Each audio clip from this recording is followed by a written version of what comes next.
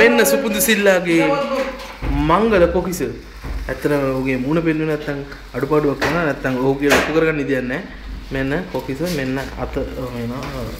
ඔන්න කොකිස. අතෝෂම් අතිසාර්ථකයි. අතිසාර්ථකයි. මෙන්න කොකිස්. මෙන්න කොකිස්. කොකිස් නම් සුපුන් නම් කොකිස්. මෙන්න අතිසාර්ථකයි. කොකිස් දී සුපුන්. මෙන්න අස්තාවේදී තවත් කොකිසක් සඳහා පරණ කොකිස් එක අතෝෂම් තව පොඩ්ඩක් ලස්සන කොකිස් එකක් අති ලස්සනයි මේ බලන්න හොඳයි. අතෝෂම් 2009 වසර කියන්නේ කොකිස් වසරක් කියලා දෙන්නද? ඔව් අතෝෂම් නොසිතු විරු අයුරින් කැම පිළියෙල කිරීම සඳහා අත්දැකීම් ලබාගත් අවසරක්. එහෙම නේද සුමුන්? ඔව් එසේමයි. ඉතින් හොඳ වදනකින් ඒක අවසන් කරා. මම හිතන්නේ මේක මේ අන්තර්ජාලය සඳහා යන නිසා වෙන්න ඕනේ.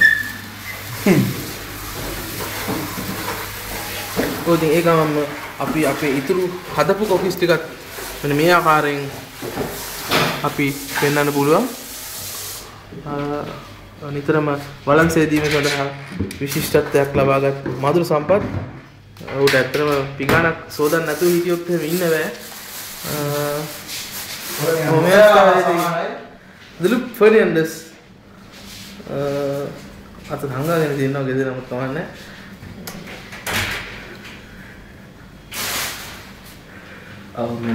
මෙන්න නැවතත් අපි සුපුන් අරවත්ත අදවත්තගේ වෙත නැවතත් අපි යමු වෙනවා. ඔව් මේ අවස්ථාවේදී උතා විශාල කොකිස් සංඛ්‍යාවක් සාදා තිබෙනවා. තව පොඩ්ඩක් බැදෙන්න අරින්න සුපුන්. ඇත්තම හොඳයි. ඔබට මම හිතනවා ඔබ වැරදි මාර්ගයක ගමන් කර තිබෙන්නේ මෙතෙක් කාලේ. මේ ඉන්න තිබේ කොකිස් කරන්නේ. ඔබට කොකිස් සුපුන් ඔබේම ස්වයං ව්‍යාපාරයක් ආරම්භ කිරීමට මොකද ඔබගේ අදහස? ඇත්තටම මොකද කැමරා ඔෆ් කරලා මම පස්සේ ගියා. පොඩ්ඩක් ඉන්නේ නම් ඔෆ් කරනවා. අපි නැත්නම් ප්‍රධාන පාලක මැදිරියට යොමු කරනවා. මැඩින් ඔෆ් කරනවා. මැඩින්